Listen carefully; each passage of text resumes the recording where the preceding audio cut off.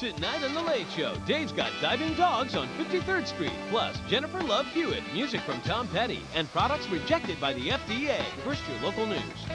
Coming up, the city school superintendent suddenly cuts people to cut the budget. And these two longtime school employees say their pink slips came from out of the blue.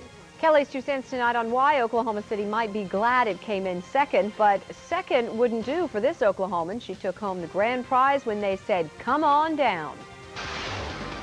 More local, more meaningful. This is News 9. I was just miserably cold. And thousands are just like her, living without power. Dean and John are putting together the final touches for a special edition of the Oklahoma Sports Blitz and drastic cuts in the Oklahoma City school system. This is gut surgery, and gut surgery is always bloody. And that's where we begin tonight, a move that potentially bears a huge impact on the Metro school system. Late this evening, we got word from the Oklahoma City School District that they cut 92 jobs. Most of the positions are administrative and support staff, but there is concern this is merely a starting point and that the next step will be cuts in the classroom. Tonight, Adriana Ivashinsky hears from the teachers union, and Adriana, their fear is that teachers might be the next ones on the chopping block. That's right, Kelly. Right now, all of these cuts are coming from the district's central office and service center, not from the schools. But the teachers union fears that this is only the beginning. Nobody's going to get out clean on this. Ted Metcher is the president of Oklahoma City's teacher union and represents 3,000 of the district's teachers. We could see more teachers being let go because this is really serious business. This is gut surgery, and gut surgery is always bloody. Metcher says the district is even offering an early retirement incentive to help offset the possibility of teacher layoffs. But only about 20 teachers have signed up, and the district needs at least 125 to do so, and to do it by December 12th. In a fact statement, Superintendent Bill Weitzel says the situation is so dire that everything is on the table for consideration. He adds he's not sure if the district will be able to protect the classrooms from cuts much longer if the budget situation continues to deteriorate. Metcher says in the end, children could suffer and that the union is ready for a fight.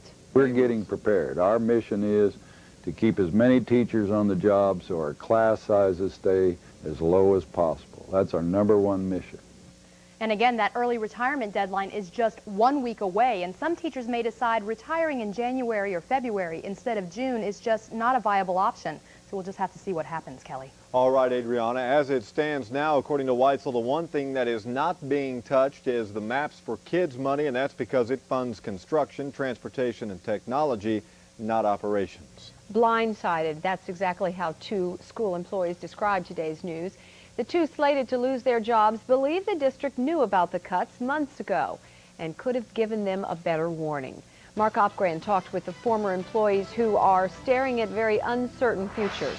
Well, Ann, the 2 ladies we talked with work right behind me in information technology. They say when they arrived at work on Tuesday, they were given 2 choices, either resign or ask for a hearing to see if they could keep their jobs. I've been employed for 24 years, and all of a sudden, I don't have a job. Only a year and a half away from retirement, Jovetta Smith says all of her years of service to the district apparently didn't mean a thing to the ones handing down the decisions. There's people at the administration building, that's only been with the district a year, 2 years, 6 months, a short time. I've been with them 24 years, and they're not offering me another position anywhere at this time. You think of all these people that are unemployed, and then you think, oh my God, I'm one of those people. They just hit us with this, no warning. Carmen Haig says she understands the budget crisis facing the district, but says the least they could have done was given them more notice. I have been a loyal employee for 12 years. She's worked there 24 years, and they've sent us home, and here you don't know what to do. Do you go look for a job? Do you sit there and wait and see what happens? We're just numb. Both ladies say the ones left behind better watch out when the next round of cuts makes its way down. There's quite a few on that list, and they better be prepared. Anything can happen. Be prepared because you don't know when they're going to walk in and tell you, you don't have a job anymore. Now, all 6 positions in their department were cut. Now, they say a company in Texas now does what they used to do. They say they just wish they would have had more notice, so maybe they would have had a possibility to apply to some open positions in the district. They say all they can do now is wait and hope the district changes their mind. Back to you. It's a very unfortunate situation any way you look at this. All right, Mark. We're going to hear more from Superintendent Dr. Bill Weitzel about these cuts. He will be live on News 9 coming up tomorrow morning. For total coverage on the district's budget crisis, be sure to pick up a copy of tomorrow's paper. Hoping to end the 10-year-old missing persons case, police focused on a backyard in Moore. 15-year-old Monique Daniels vanished in June 1992. Today, police dug up the backyard at the house where she lived 10 years ago. There had been reports by the family over the years that they suspected that Monique Daniels may have been killed and buried in this backyard. But after 4 hours of digging, nothing was found, which adds to the possibility that she might still be alive. If so, this is what Monique Daniels might look like today. If you have any information on where she might be, call the Moore Police Department. Not long ago, we introduced you to a special young lady battling cancer. Her name was Lauren. You and a lot of others strengthened her through letters of support from all over the country. We called it Letters for Lauren. Lauren even made an appearance on Oprah. Tonight, we are sad to tell you that Lauren's battle with cancer has ended. She passed away. We want her family to know that our thoughts and prayers are with them all tonight. Power problems continue to plague some parts of Oklahoma. The Department of Civil Emergency Management tells us about 6,800 customers don't have electricity tonight. Most of those, though, are in Clinton and Elk City area. And one of those people is Ruth Wallace. She's going on her 3rd night without electricity. Everything is just a total mess. I can't clean my house because I can't run the vacuum. I can't run the vacuum because I don't have any electricity. The one thing she does have is this stove, but her supply of wood won't last much longer. I have all of this entire pile was rounded like that, and that's how much of it I've used. So as the wood burns and the hours pass, Ruth waits for today. I called them Tuesday morning, and she said, "Oh, so we'll have you back on today." And today has not come yet. You know, you make do. You just have to make do. Making do. A lot of people are. The outages also frustrated a lot of folks in Del City. For the 2nd day in a row, Kerr Junior High started class without electricity. While crews worked to restore power to the junior high, hundreds of students spent most of their time in the high school field house. Electricity was back up and running around lunchtime. The students were then bused back to Kerr, but it didn't seem to make parents any happier. I go to their school when there's a problem. When something goes on at home, I need to know where to find my kids. That's their responsibility. School administrators tell us in this situation they were just trying to keep the kids warm and safe. Santa Claus desperately needs your help this holiday season, getting toys to some of the kids in Canadian County. You see, new toy donations for the Salvation Army there are down by almost 80% this year.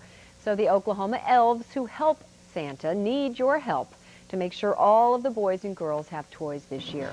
New tonight, Gary Horker is at one of the toy drops at the Yukon Fire Department. Gary, so far not much gift giving going on. Not much gift giving, and all these places are very clearly marked, and it is so sad when you hear about the need this year. It has gone sky high. We're talking about 2,500 families from Piedmont to Yukon here to El Reno and beyond who desperately need your new toys to help make their Christmas Day kids' wishes come true. These are kids who could end up waking up Christmas Day with nothing. The toys not only bless the child, it sure blesses a parent that can't afford to do it. And as a single mom and a grandmother who was once homeless with her kids, Brenda Smith says the Salvation Army saved her family's Christmas more than once. This year, she's able to return that blessing as a volunteer.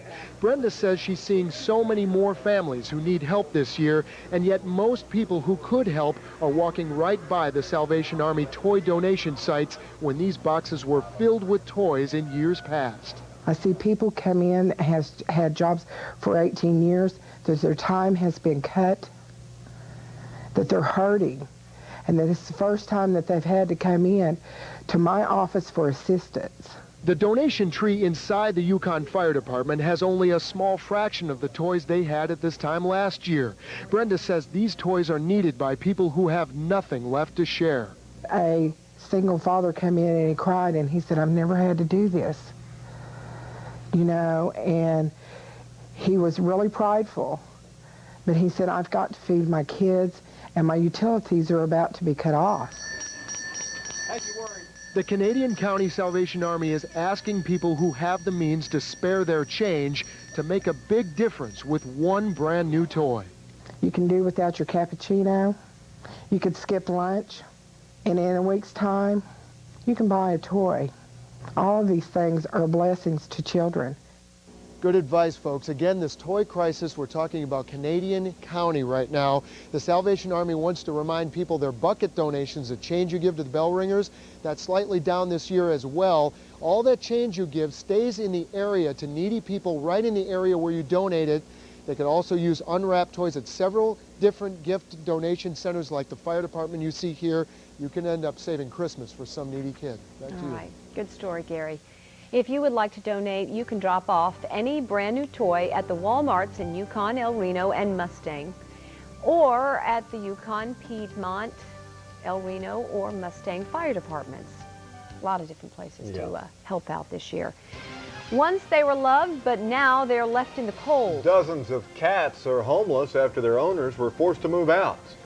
Later on in sports, Bob Stoops talks about the Big 12 championship game. And we're in Houston, not far from College Station. Franchione's taking that job. Stay tuned. After the ice and snow, we now have some fog forming. We'll check it out for drive time in a few minutes. And my 2 cents on why sometimes coming in second isn't such a bad thing when News 9010 continues. You're watching KWTV. More local, more meaningful. This is News 9. Santa Stanley is back, including a $1,000 gift certificate to Mathis Brothers when you buy any new or used car, truck, van, or SUV at David Stanley Chevrolet. Got a great selection under $6,000, like a '99 Isuzu Amigo for $4,880, '98 Ford Ranger just $5,880, or a 2001 Pontiac Sunfire just $59.95. Remember, a $1,000 Mathis Brothers gift certificate is provided for you from Santa Stanley through next weekend.